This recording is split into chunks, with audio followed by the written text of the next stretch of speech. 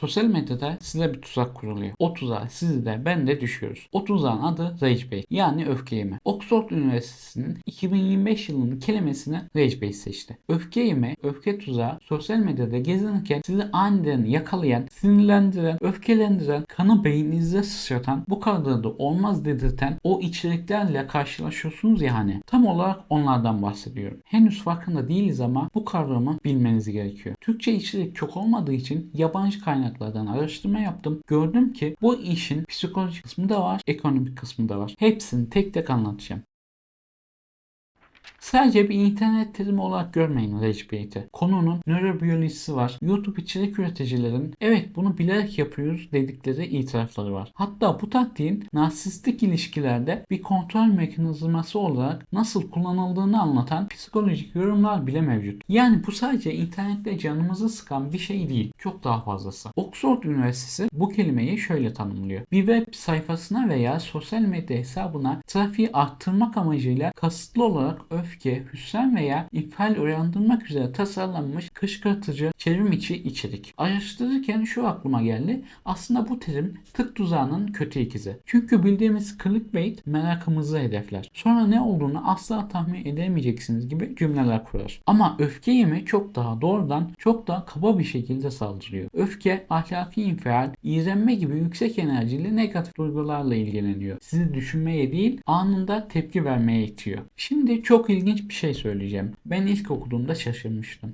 Bu terimin ilk kez 2002 yılında kullanıldığını biliyor muydunuz? Evet, Facebook ve Twitter ortada yokken. Bir internet forumunda bir sürücünün diğer sürücüleri kasten kışkırtması, selektör yaparak öfkelendirmesi gibi yol öfkesi davranışlarını tanımlamak için kullanılmış. Yani bu durum, bu kışkırtma dürtüsü dijital platformlardan çok önce de içimizde varmış. Twitter'ın ya da Facebook'un ortaya çıkardığı bir sorun değil bu. Onların alıp mükemmelleştirdiği bir insan zaafı. Peki neden işe yarıyor bu? Kendinize sorabilirsiniz.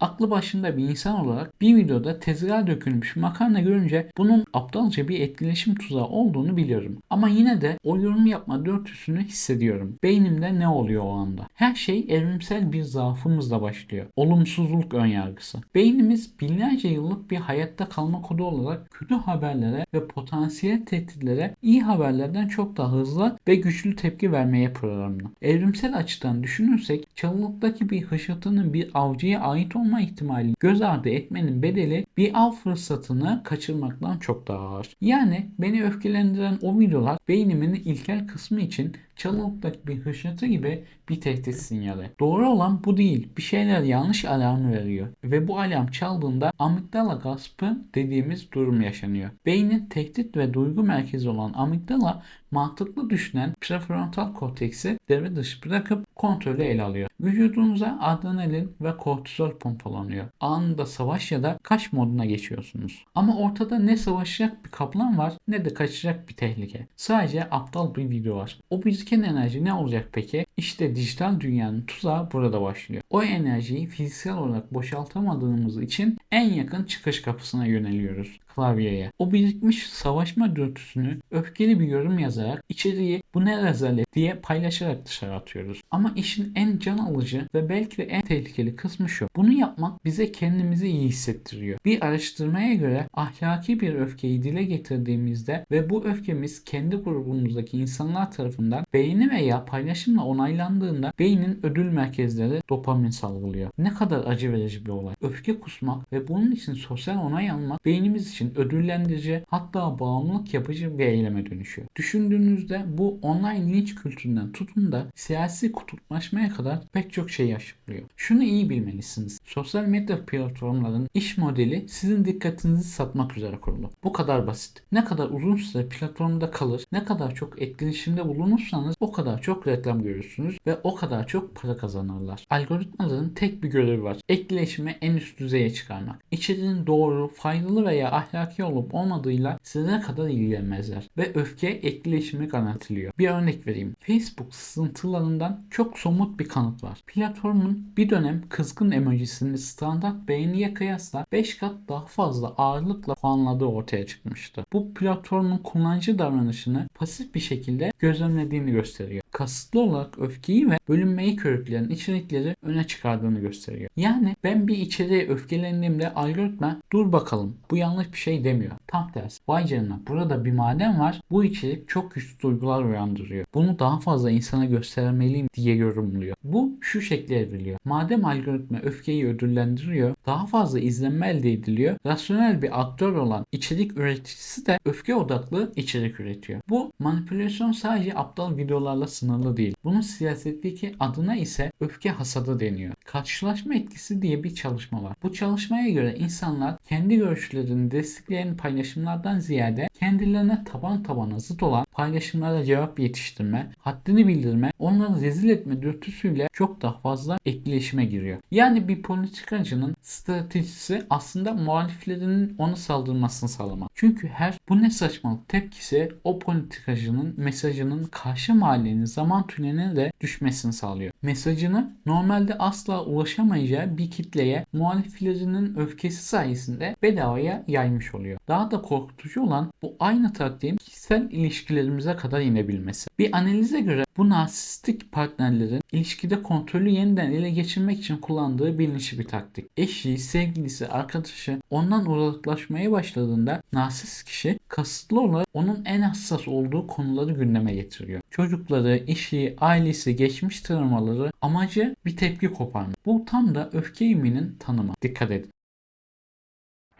Peki bu durumdan kendimizi nasıl koruyabiliriz? Temel ilke aslında çok basit. En iyi tepki tepkisizliktir. Buna eleştirel görmezden gelme becerisi deniyor. Unutmamak lazım. Algoritma için sizin öfkeli yorumunuzla hayranlık dolu yorumunuz arasında hiçbir fark yok. İkisi de etkileşim demek. Onu beslemeyi bıraktığınızda gücünü elinden alırsınız. Buna kafa yormuş insanlar daha somut bir yöntemden bahsediyor. Beyit çerçevesi. Yani B davranışsal alternatifler. O an yorum yapma dürtüsüyle yanıp tutuştuğunda kendine bir saniye deyip parmağını o butondan çekmek. Sadece kaydırıp geç ya da daha iyisi o gönderiyi kaydet, kendine söz ver. Buna yarın bakacağım. Göreceksin ki 24 saat sonra o alevli öfkenin yerinde yerler esiyor olacak.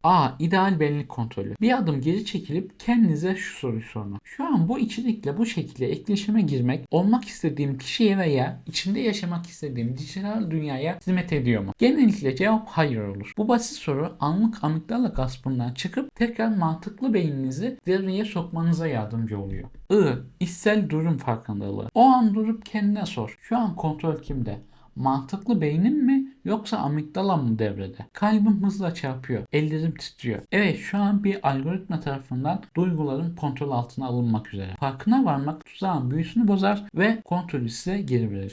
Yavaş düşünme. Bu tıklama tuzağı üreten bir içerik fabrikasından mı çıkmış? Kaynağı, motivasyonu ve bağlama analiz etmek tuzağa düşmenizi engelleyen en etkili zihinsel kalkan. Oxford'un bir önceki yılın kelimesi olan beyin çürümesiyle de bu tuzağın acı bir bağlantısı var. Aslında bu ikisi birbirini besleyen bir kısır döngü. Öfke eğimi etkileşimi tetikliyor, algoritma bunu büyütüyor ve bu zehirli içeriğe sürekli maruz kalmak da zihinsel yorgunluğa yani beyin çürümesine yol açıyor. Beyin çürümesiyle ilgili daha detaylı bilgi kanalda var. Açıklamalar kısmına bırakırım, oradan izleyebilirsiniz. Toparlamak gerekirse gördüğünüz gibi öfke eğimi sadece internetteki can sıkıcı bir içerik türü değil. Beynimizin evrimsel zaaflarını, platformların ekonomik modelini ve modern toplumun kutuplaşma dinamiklerini bir araya getiren çok katmanlı karmaşık bir sistem. Ama bu kavramın yılın kelimesi seçilmesi bence umut verici bir gelişme. Bu artık bu dijital manipülasyon taktiklerine karşı toplumsal bir farkındalığın arttığını gösteriyor. Ve bir tuzağın adını koyabilmek o tuzaktan korunmanın her zaman ilk adımıdır. Peki size şunu sormak istiyorum. Kapitalist bir dünya bizim duygularımıza kadar her şeyimizi kullanıyor.